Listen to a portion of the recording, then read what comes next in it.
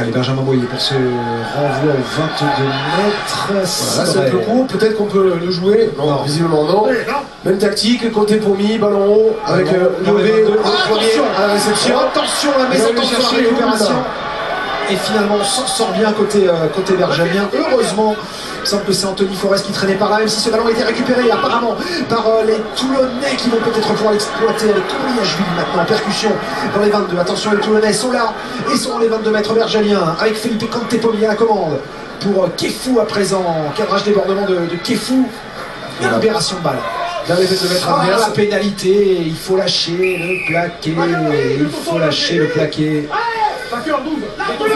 Qui est pris, c'est David Janin. David Janin qui a fait cette faute. C'est un peu dommage parce qu'on est dans les 22, dans ses propres 22 mètres. Il n'y a pas forcément de danger potentiel, notamment avec ses coéquipiers qui sont bien replacés. C'est Van Zyl. Sur une défensive, oui, c'est Van Zyl. La mésentente que l'on voit ici entre Janin et Boyer. Heureusement qu'Anthony Forest était là pour sécuriser cette balle qu'il a perdue ensuite dans un deuxième temps.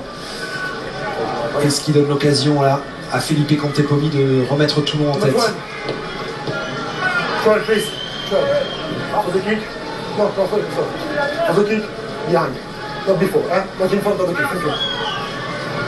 Allez, Felipe Kantepomi, idéalement placé, on va dire, sur son pied droit. 22 mètres décalé. Il est tellement régulier dans ce jeu, dans cet exercice-là. Il a démontré avec le Leinster pendant de nombreuses années. C'est parti pour Kantepomi, ça va passer. Entre les poteaux, 3 points de plus, Toulon reprend l'avantage. 10 à 9. Sans problème, il est chez lui, enfin il est chez lui. Il est argentin, mais il a été aussi dublinois, irlandais, donc ses conditions il connaît. On va parler de lui tout à l'heure, c'est vrai qu'il a porté à bout de bras l'équipe du Leinster vers le titre de champion d'Europe. Un joueur complet, agressif, intelligent, qui a quand même un sacré registre. Et qui est argentin en plus. Tout argentin. Allez, ballon récupéré par les Toulonnais.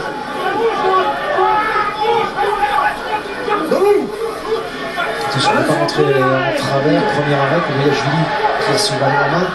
Ça progresse côté Toulonnais. Oui, ce ballon qui est libéré. À présent, avec Fabien Cibret qui va très probablement utiliser le jeu au pied. C'est fait. Lovo Balavou est parti bien derrière, comme on l'indique. Il exige le règlement. C'est récupéré par les Bergaliens. Allez, on va dans le combat, là, dans le jeu. Affrontement. Jamais Francis. Il est assez bonne option ici. Il est pris. Il libère cette balle. Plaqueur est sorti. Forest. On monte en point de Kouriashvili. Explosé sur le plaquage. La récupération des Toulonnais avec Fabien Cibret immédiatement qui exploite là-bas et qui vient remettre la pression par du jeu au pied. Ce ballon qui va s'arrêter juste devant la ligne de but, forçant le dernier défenseur bergelien à la dégager en catastrophe. Cette balle et ballon rendu aux Toulonnais. Ouais, les Bergaliens qui ont été ambitieux quand même sur cette action précédente avec quelques bons mouvements initiés et puis au contact. On sait qu'un ballon comme ça c'est tellement difficile à conserver dans ces conditions. C'est un ballon rendu à l'adversaire et derrière sous la pression de Kantepomi.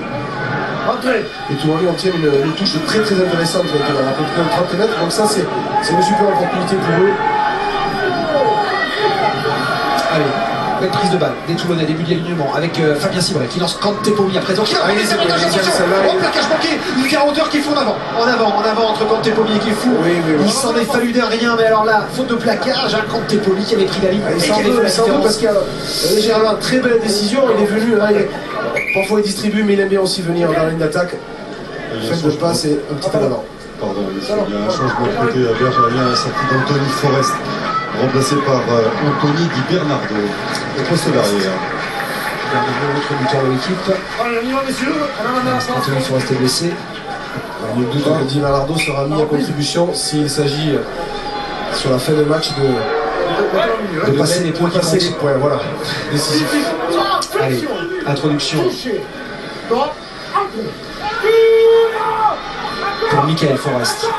grosse mêlée, à la pénalité. La pénalité, avantage en cours, Arsenal Bill Williams, qu'est-ce qu'ils font? Ils vont prendre l'avantage ou ils vont tuer? Attention à l'avantage terminé, parce que ça c'est des points aussi qui s'envolent pour les Toulonnais. Le bras est toujours levé hein, pour monsieur Bernos, vous le voyez, avec Fernandez Lobé, qui a décidé d'arrêter cette action et de profiter de cette pénalité sous les poteaux. C'est la revanche des amants toulonnais. Qui est sûr, qui était sûrement vexé de cette première mêlée. Enfin, vous êtes mêlé au moins en première mi-temps. Vous avez concédé une pénalité. Et bien là, cette fois-ci, ce sont eux qui prennent l'ascendant et plutôt de belle manière.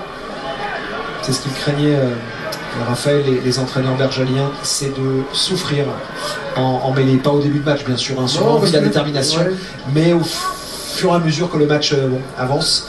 Et bien il craignait ça justement, Eric Catino que l'on voit ici, c'est de peiner, de souffrir en mêlée fermée, en conquête. Alors voilà. Le combat est égal hein, depuis le début, mais ce sont des mêlées, ce type de mêlée 22 mètres. Face au bas, il faut être extrêmement vigilant lorsqu'on défend son territoire. Alors c'est une tendance qui s'amorce à confirmer peut-être pour le paquet d'avant toulonnais. Et Kanté Pomi qui va passer cette pénalité, 3 points de plus, ça va vite, 13 à 9 et 4 points d'avance pour l'équipe de Toulon qui est en train de construire sa petite avance, son petit matelas. Qui est en train aussi de calmer les ardeurs des supporters bergalais. On a senti un petit coup de froid ou de... Bon, c'est l'orage peut-être, je sais pas, mais c'est vrai qu'il faut à tout prix une réaction bergalaise maintenant. On va revenir dans le match. En avant, les Toulonnais. Et ballon récupéré par les Bergaliens. Alors, nous allons bien voir ce qu'il va se passer sur cette mêlée, que je vous invite, Raphaël Ibanez, à commenter seul. Voilà, s'il faut la commenter seul, il me faut de gros plans, de très gros plans, notamment de première ligne, puisque je ne connais que ça. Voilà. De toute façon, possession côté bergalien. Donc, ne me montrez pas. Merci. il y a beaucoup de tox de la part des troisième lignes. Une fois Labrit, une fois Elab. Les deux numéros 8 de chaque équipe aiment bien, dès que le mêlée est écroulé, dès qu'il y a une incertitude, venir mettre la pression sur l'arbitre. C'est des points de guerre, M. Bernos, il en a vu d'autres. Je vous annonce l'entrée prochaine sur le terrain de Johnny Wilkinson. Tiens. Voilà, parce que les Toulonnais, ils sont différents, les Bergaliens. J'ai l'impression que ça commence à s'inverser cette histoire. C'est vrai que là il y a un effort incroyable côté gauche, côté Toulonnais. Laurent Emmanueli qui est venu vraiment, il est peut-être un peu haut d'ailleurs sur ses... Et grâce à l'effort de ses secondes lignes, il met en difficulté la mêlée bergalienne. Tout à fait logique. Bien toujours. Voilà la mêlée, vous voulez des commentaires sur la mêlée, mais voilà c'est ça en fait. C'est ça la mêlée. Voilà, ce sont des avants qui à un moment donné savent aussi se féliciter parce que c'est un effort tellement intense et collectif que on peut se congratuler parfois. S'il vous plaît. Johnny's back, Pierre, bientôt. Et qui remplacera Sidi Bill Williams. Donc il y aura une petite réorganisation derrière côté toulonnais. Je pense que Kanté Pomi passera au centre. Petite réaction, Fabien Cibret.